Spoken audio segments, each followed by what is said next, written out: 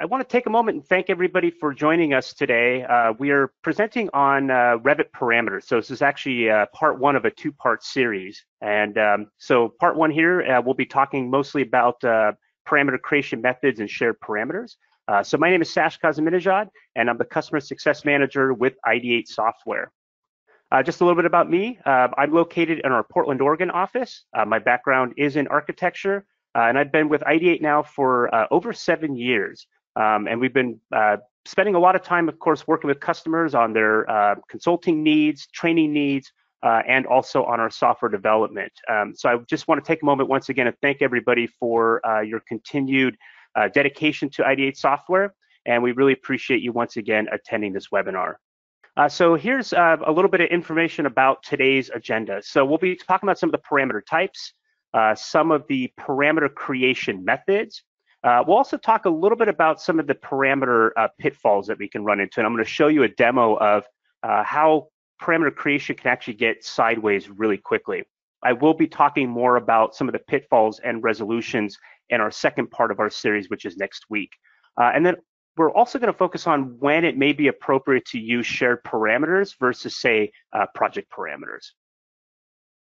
You've probably been working in your Revit models at some point in time, and you've probably run into a scheduling situation in which you can't edit certain fields, right? So you're in a schedule, and you go to maybe put a checkbox in for a yes/no type of parameter, and you end up not being able to select that feature, right? And you can even see down below here, we have a checkbox in here, but up over here, there's no way I can click that. And you're probably wondering, why is this? What is leading to this situation over here? Or maybe you're in a schedule and you need to edit some information and you can't edit that information. It seems to be read-only or really hard-coded. That's always another really annoying situation to run into. But I could probably speak for everybody here on this presentation today. We've all probably have run into this situation at some point in time. And perhaps we're running into it as we speak, which is probably part of the reason why we are here today. And this funny situation, which is actually part of what I'm going to demo today. And this is a really common problem that we run into more often than none. And again, at Ideate Software, not only are we doing software development, we are also seeing, customer models come through when people have questions through our support channels, wondering, how do they deal with these kinds of situations here? How did this information come in? Which is kind of part of the reason why we're showing this today. And so here's a great example of multiple parameters with the same name. And you're probably wondering, are these the same parameter? How did this information get scheduled twice? Very common situation. This is actually probably where I was at when I was first getting into Revit and starting to really learn, how Revit worked. And when I kind of took a BIM manager role and was really in charge of customizing templates and families and also helping out on projects, the need to create parameters and thinking, gosh, I have a lot of families in my library that I need to add a lot of shared parameters to. Maybe I need to schedule and tag them, or maybe I just like the idea of having a lot of shared parameters. And so one of my quotes here is, it only took me a few days to add lots of shared parameters to my company's families. And then realizing, I didn't really have all my ducks in a row. And now I need to add a lot more shared parameters to the same families. And now I'm going back through the process of reopening all of these families and creating more shared parameters, only to realize, wow, I have tons of families to add shared parameters to, with a big frowny face in this case, right? And so sometimes you have to step back and say, is this really the right process? Do I really need to be adding a lot of shared parameters to all of my families? And sometimes you have to sit back and say, okay, maybe I should rethink this game plan. Maybe there's a better and more appropriate way to do this. And this slide over here, I think, it kind of says it all. There's a lot of different flavors of parameters in Revit. And we can maybe argue and say, well, some of these aren't necessarily parameters, maybe like a calculated value, right? Although you can schedule it kind of as a parameter, right? But when you really think about all the data you have to manage in a template and in your families and in your projects, it can be quite overwhelming. And it's really important, instead of just creating a lot of parameters just on the fly, it's really important to kind of map out a game plan, the kind of if-then statements. For these, part one and part two, we're going to focus mostly on the larger text over here, like the project and what we call project shared, family, and family shared parameters. I'd love to spend a lot more time on all these other parameters, and maybe if we want to do some more webinars down the road, we can certainly talk about these as well. This also serves as a good reminder just to kind of show you some of the parameter creation methods that Revit offers. And it's really important, you can kind of see where I have the arrows here. It's really important when you create a parameter to remind yourself of what the options are for these types of parameter creation. So for example, like in a family editor, when you are creating a family parameter, that information cannot appear in a schedule nor a tag. Basically, what you're doing there is you are creating a parameter that may adjust some visibility, or it may drive geometry. It's something you don't really care to schedule, but it's necessary for the family to maybe flex, right? Get more parametric per se. Where if you're in a schedule mode and you're adding a parameter, that information can appear in a schedule, but you can't tag it. That's because it's not a shared parameter. And the same thing with just going into the project parameters add. Again, if you just do a project parameter, it's the same situation as doing it through a schedule. It can appear in schedules, but you cannot tag it, okay? And shared parameters can be scheduled and can be tagged, and they actually have a lot more power, including when you export, Revit models to other databases and be able to capture some of that information. And we're not really going to talk about global parameters, especially in this part one, but a little bit about, global parameters. Those are project specific. You could certainly create them in your Revit templates, but they are not available to you in a family editor. They are really mostly there to drive some of the project data and some of the project geometry as well. Here's just an example of maybe some instance versus type parameters in a project. And I'm giving you a couple examples of what may be an instance parameter and what may be an appropriate type parameter. So for example, ASI number, right? Architectural Supplemental Instructions. Again, you may not have a parameter for this in real life, but I'm just kind of illustrating this. And this may be a text-based parameter, right? And a text-based parameter really gives you the freedom to type in whatever you want. It could be alphanumeric, numbers or alphanumeric text, I should say, and it will function. Whether, if it's an integer, you have to put an integer in there. Otherwise, Revit's going to bark at you and say, hey, you got to, put the appropriate value in there. An example may be ASI, 011. And you can make that a project or a shared parameter. And really the difference between the two is, do you want to tag it or not? Either way, you could schedule it, whether it's a project-based parameter or shared, but the difference is, do I want to be able to tag that element with a tag that may report the ASI value? Where a type parameter in a project may be, something like a Kobe-based parameter, right? Kobe.type.color as an example. And again, it could be a text-based parameter, so it could be alphanumeric. And then, of course, you can, schedule what the color may be, white, blue, red, whatever it may be. And again, is this something you want to schedule or tag or both, right? And again, if you just need to schedule it, you don't care to tag it, there's probably no point in making it a shared parameter. So that's kind of what we're going to talk about in a moment.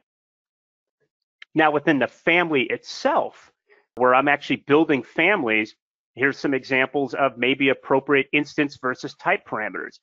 Do I want to show the flush valve, right? That is a visibility type parameter. It's either yes or no, right? So in a floor plan view or, in a 3D view, do you care to show this flush valve, right? And that's going to be a family-based parameter. I don't want to schedule that, right? That's kind of awkward. Show, flush valve. That's more for the end user in the Revit model to determine if they want to use that visibility. So that would be more of an appropriate family-based parameter, as highlighted kind of by number 3 over here, where, maybe a type-based parameter would be like the recycled content, right? And so this may be a percentage value, and I may say, okay, it's got 15% recycled content. Maybe there are some lead requirements based on this particular toilet. Now, this may be an appropriate, what we call family shared parameter, being that I need to schedule this and perhaps tag it, but I also want this parameter maybe to be unique to this particular toilet, because there may be other toilets in my project from other manufacturers that have nothing to do with recycled content. And so if I make this a family shared parameter, then it'll be more unique to this particular family. Where you have to be very careful is, as you are building your families and maybe creating some family parameters and family shared parameters, as you're adding project parameters to your model, and you're adding other shared parameters to the model and maybe some global parameters, all of this stuff, when you start loading content and aggregating everything, it all comes together in the project. And this is where things can start looking messy, or it can start looking really awesome. I mentioned before, global parameters are per project only. Then you have project shared parameters. You have project parameters themselves. So the difference really being is I'm adding a shared parameter within my project versus I'm just adding a project parameter in which I want to schedule something, but I don't care to tag it. And there are all sorts of other parameters that I mentioned before, like these system-based parameters, right? Like project information is a good example, room and space data. And then system families have all sorts of their own kinds of parameters as well, right? And if you've built families before, you probably noticed when you go, file new family, there are no templates for, walls and ceilings, because those all have to be built within your projects and your templates. So there's a lot of these system-based parameters. These are not editable in the sense that you can't delete them or modify the names. I remember I wanted to do that when I first got into Revit. How do I remove this parameter? I don't want people seeing it.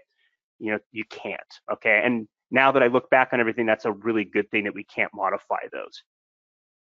The other thing I want to point out to you that's really important are shared parameters. And if you're just getting into Revit, or maybe you're new to a BIM manager type role, or you're in charge of developing content, it's really critical to understand shared parameters. And this is one of the I think more difficult things to manage sometimes in your templates and in your families.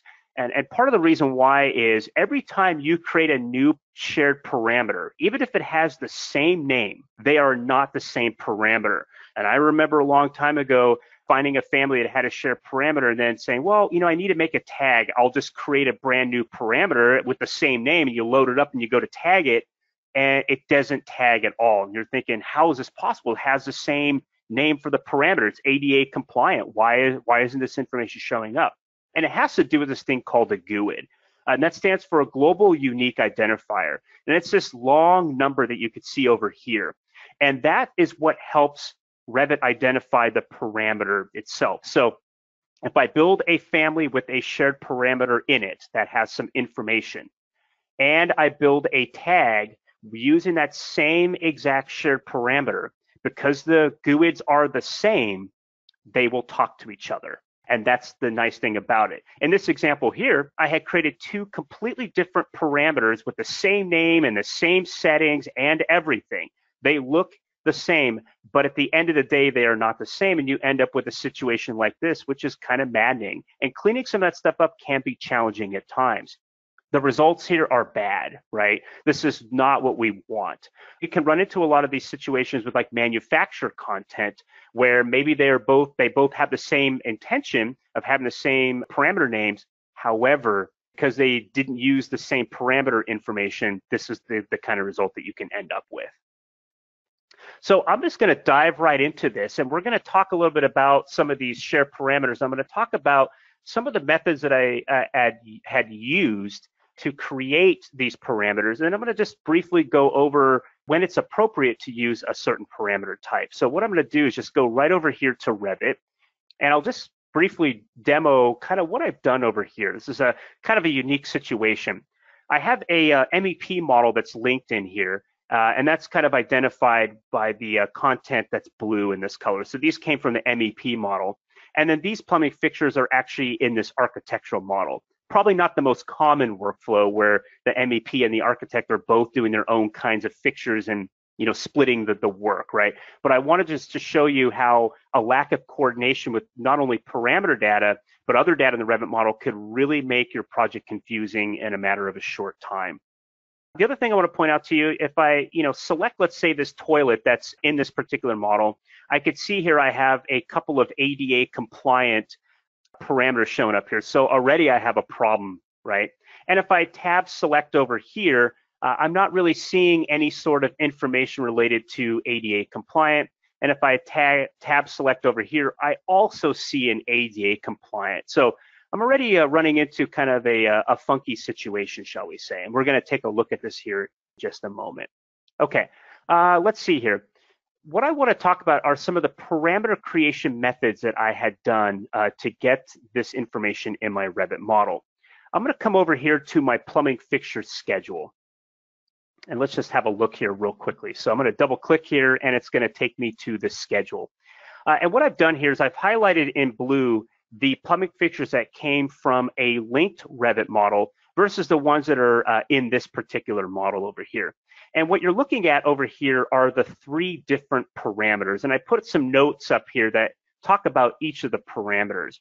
Now, if you look over here in the header of my schedule, I kind of renamed these parameters just up here in the header of the schedule. You actually, when you do that, you're not renaming a parameter, you're just changing the header. The reason why is Revit does not do a good job at all of telling you what parameter is what. And you're probably looking at this as saying, Sash, how did you do that?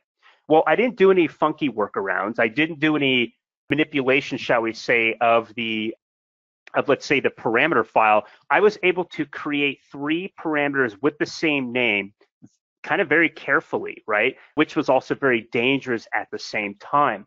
And so I'll explain to you each one of these. I'm going to select this parameter over here, this ADA compliant, and I'm just going to hit the edit parameter button. And when I hit the edit parameter button, you probably notice over here, it's a little grayed out, but what it's showing over here is that it says a project parameter. This can appear in schedules, but not in the tags, okay?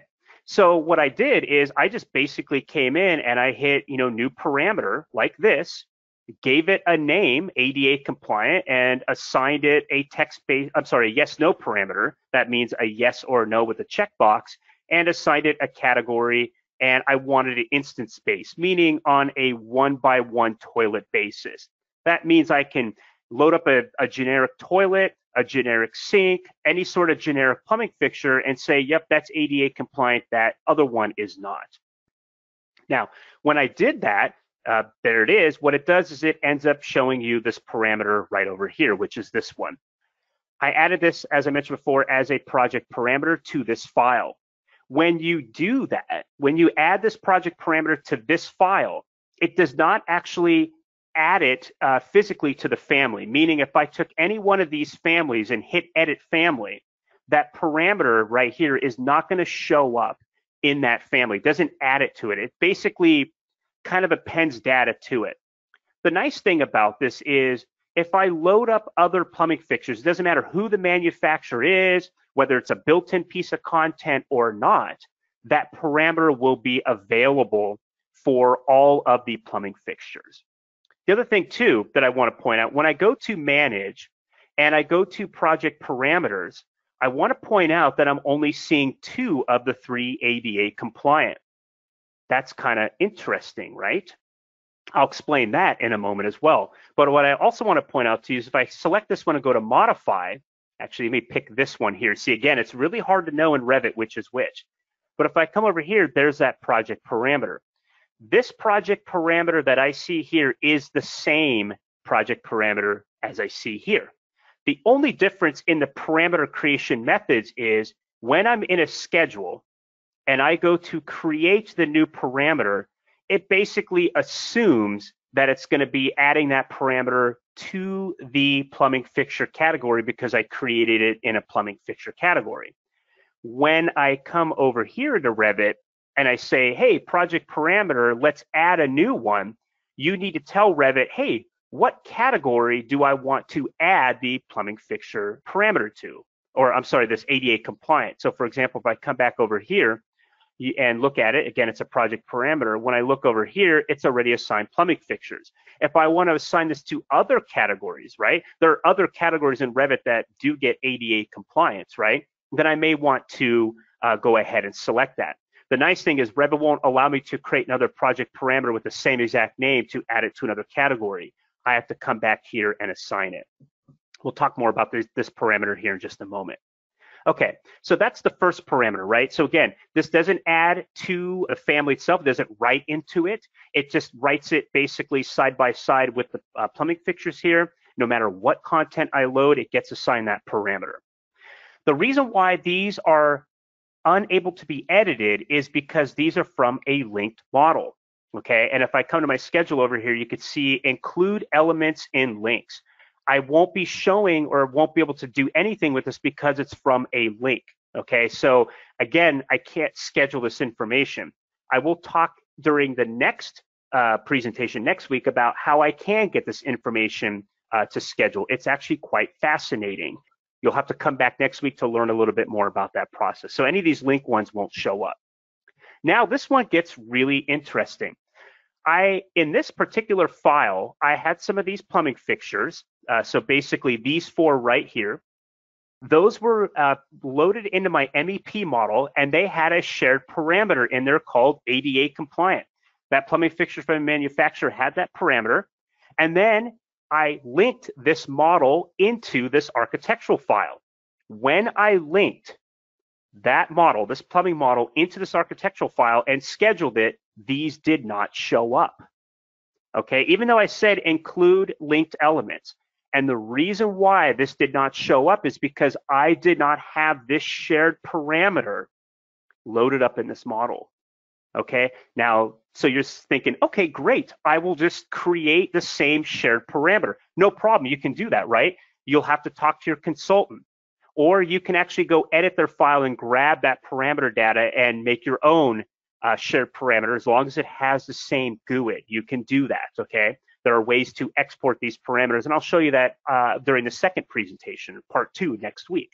But this information will be blank, very similar to this, if you do not add this shared parameter. So that's basically what had to happen. It's one of these. Again, Revit doesn't tell me which is which, right? So if I come in over here and go to edit, there's that shared parameter, and it's assigned once again to the plumbing fixtures.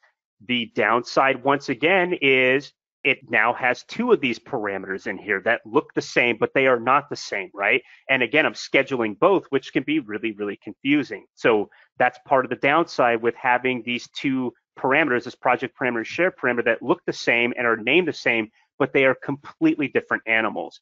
Now, the upside of this is I can schedule and tag this where this project parameter cannot be tagged, right? Because there is no global unique identifier that is visible to me to make a tag from. This one actually has that GUID that I had showed you earlier, okay? Then, just to make matters even more confusing, I had a different manufacturer with a different sink, as an example, make their own shared parameter called ADA compliant from a completely different file, right? They're not talking to this manufacturer and sharing information. And then that family was actually loaded directly into this Revit model. So this family right here, because it's not colored blue, is directly in here. And because the parameter was created as a family shared parameter, when I load it up, it actually shows up in here. That's the reason why I see 3 of these here, because one of these is a family shared parameter.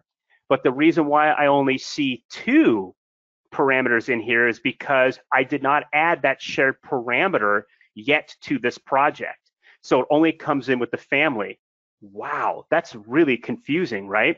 So that's the reason why none of these other ones are editable, okay? Because this is a unique family shared parameter, okay? So you could see here how I had good intentions of saying, I just want ADA compliant, but I get manufacturer 1, manufacturer 2, and then I need this information over here in order to be able to turn these on and off and say yes and no. But what happened was I made a giant mess of this project, which was kind of what I was showing you earlier in my slide deck of those yes/no parameters. And some of those fields are editable and some of them are not editable, okay?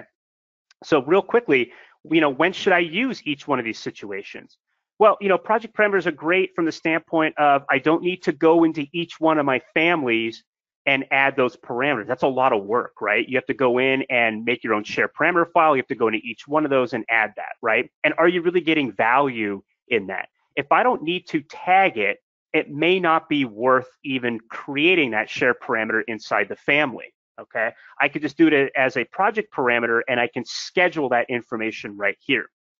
If I do it as, let's say, a shared parameter or like a project shared parameter where I create the shared parameter here, I add it basically like a project parameter, then I can actually tag that information as well. I don't have to create that parameter in those family files.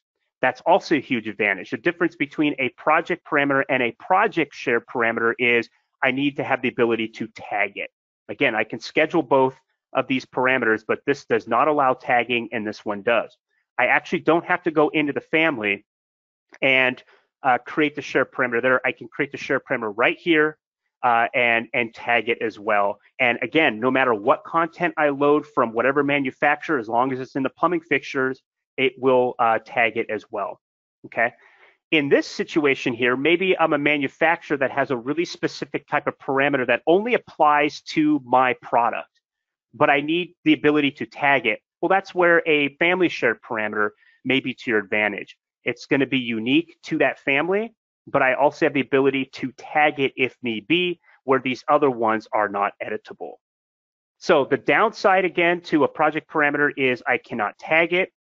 The downside to creating these types of parameters here, as an example, is, again, I may duplicate this parameter effort, and I can end up with kind of these duplicates over here, which is a really big problem.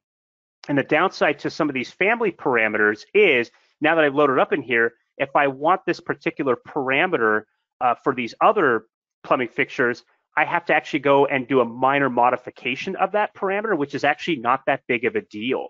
And I believe if I come over here, let's find that shared parameter. This parameter right here, even though it says a shared parameter, what's really neat about this is if I want to make this available for these other plumbing fixtures over here, I can add this element to the selected categories. And what that does, it takes that manufacturer's parameter and makes it available for editing in my other plumbing fixtures that are loaded up in my project. It does not make it available once again for these linked ones because these are from a linked model, but now I can use that parameter over here. It may be better to say I don't need this particular parameter here because I was able to use that manufacturer parameter and basically append it here. What that made it essentially was as a project shared parameter. So if I actually came to this family and went to edit family, this parameter is not available in it. It's only available to me within the project. That's a lot of information to kind of throw at you with some of those parameters. Now, real quickly, and then we'll finish this out and take some questions that we can answer. One of the things I want to point out to you, from like a BIM Link perspective here, Revit, as I mentioned before, doesn't really give you enough information in terms of, which parameter is which, where it kind of came from, what is really editable, right? So the nice thing about BIM Link, just to kind of show you here, is if I come over to BIM Link, what I'm going to do is I'm going to create a new link from my schedule. So I'm going to say by schedule, and I'm just going to create it based on the plumbing fixture schedule. We'll just look at editing instance-based parameters. And I'll just show you how we kind of highlight some of these parameters and what's editable and what's not. Okay, and what I'm going to do here is I can also build a filter. I'm just going to say filter by the level name, which is equal to level 1. All right, and that way I could just filter everything by level 1. But when I show full preview over here, what I like about this is, even though I renamed these headers to help us kind of keep track of the differences in the parameter types, it really quickly shows you that, this is hashed out, meaning that this is definitely from a link model, right? I can't edit this information. I can view it, but Revit just shows you this kind of blank white field in a schedule, where in BIM Link, we actually show it to you with this hash, meaning I can't make any sort of edits here, right? And the same thing over here, we can kind of see the differences between these two parameters. This project parameter cannot be at all appended to any of these families over here. This one's a little bit of a different look to it, being that it is a family shared parameter, right?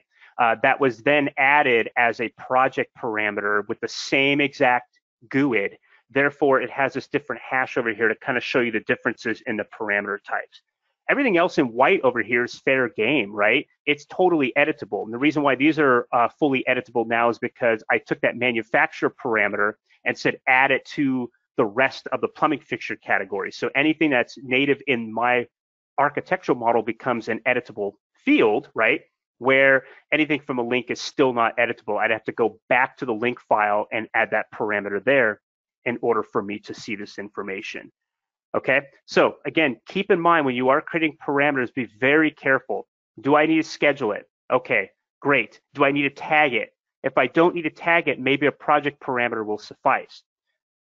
Do I want it to be available for all plumbing fixtures? Maybe not. If I don't, then maybe that parameter needs to be created as a family shared parameter, so it only pertains to those particular families. But if I need that parameter available to all of my families that are loaded up in my project, but I don't need to actually have that parameter in the families, I just need them in my project, then a project shared parameter may be the best option. That way I can schedule and tag it. So just again, ask yourself all those questions and then you can map it out. And I'm going to show you a little bit of a map next week as well. Okay, I'm going to close out this PowerPoint and then Richard, we're going to take some questions here in just a moment. A couple other things I want to point out to you. When we just published an update to BIM Link, so be sure to check out our website for our updates. So if you go to ideatesoftware.com/download, you can check for updates. So be on the lookout for product updates. Also, if you have any feature requests related to what I showed you today or any of our products, check our in-product help and also on our website for feature and product updates. Also, remember to fill out the survey when you exit this webinar. And so with that, what I'm going to do is, Richard, do we have any questions that we can answer and, for the audience today? Hi, Sash. Great job. Yeah, I thought this was a really good one, which I think you're actually going to be talking about on the second part, but I just wanted to make sure. There was a question about a way to align the GUID values across two created parameters. And so I just wanted to say, is that something that you're going to be covering on the second session? Okay, so if I'm understanding this correctly, if we're talking about shared parameters to get them aligned across the projects, you'll have to add those shared parameters to the project themselves. So again, it depends if you're doing only families, right? So if I'm a manufacturer of a certain type of products and I want to have shared parameters in there, but they're going to be the same type of parameter, but that parameter is unique to that product, then I may want to do it as a family shared parameter, but they have to have the same exact parameter. In other words, the same exact GUID. I can't take one family and say, okay, I'm going to make this ADA compliant and I'll make a brand new ADA compliant from a different parameter file. That won't work. So you'll have to bring those into alignment, okay? Now, in terms of, oops, I made a mistake and I have two of these parameters and I need to get data from one of the parameters into another parameter that I want to keep, that's where I can schedule both those parameters in BIM Link and copy that information from the old parameter and paste it into the new one using Excel and BIM Link. I can certainly do that if I want to. Exactly. Okay. Now, what I will cover in the next webinar is getting my project parameters to align, which is a really interesting workflow that I think maybe not everybody's aware of. And the number one thing about that is talk to your consultants and make sure that everybody's on the same page. And I'll talk a little bit more about that during the next presentation. And then real quickly, I thought this was a good question too, is the question is, do you typically have one big shared parameter file per firm for all the users, or are there benefits of creating multiple ones, which I guess would be maybe per project or for a specific case? Yeah, that's actually a really great question, and thank you for asking that. I think that came from Christy. Yeah, so I'm of the opinion of both. So, if I'm a BIM manager or anybody in charge of managing content, I would prefer to have a master parameter file for my entire company. So that's going to be one that manages my templates.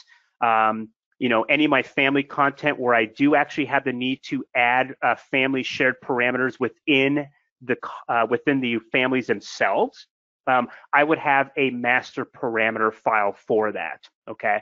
I think that's really, really important. And, if you lose that parameter file, it feels like the end of the world. There are ways of extracting parameters from your models to kind of rebuild a parameter file. You could certainly do that. Whether it's by doing it manually or through third party, whatever it may be, there are ways of doing that. But now, if you have a particular project, let's say you're working on a government project and the government hands you a parameters file and says you must use our parameters for this project, then that's the opportunity to use your own parameters for a particular project. And again, you want to share those parameters with your consultants so that nobody's doubling up the effort and having those two different ADA compliant parameters. So there will be times where you need parameters for your, kind of for your company and also for individual projects. And that's kind of the reason why Revit gave us that opportunity to path to parameters files. That's also dangerous at the same time. If you're adding new shared parameters, you're actually writing to a file that you shouldn't be writing to. That's a downside. But again, you can extract those parameters and put them into another parameter file if need be. Hopefully that answers that question. Yeah, well, I think that's the majority, and I know we're a little bit behind time, and I think you even, sure. I was going to give you a softball question here, Sash, which was the transferring data from one parameter to another, and you already answered it. That was perfect. Yeah, yep, just if you just need to transfer the data, oops, I made a mistake, how do I copy this from one parameter to another? BIM Link's a great, program for that. Just schedule both the parameters, take column A, copy the data, paste into column B, and then boom, you can then do that. So, and then I think a question just came through, can you show us more features of BIM Link to help us consolidate that? Absolutely, I'll be more happy to put some of that together for the next presentation, which I'm going to build upon this data set anyway. So yeah, that's great. All right. Thank you, Tash. Yeah, thank you, everybody. Appreciate you hanging out a little longer. These are always hard to cover in just 30 minutes. There's always so much information, but feel free to reach out to us if you have any more questions. Visit our website, fill out the questionnaire at the end of this webinar. Again, it only takes a minute. Richard, thank you for your time today. Really appreciate it, and we look forward to seeing you next week for part 2.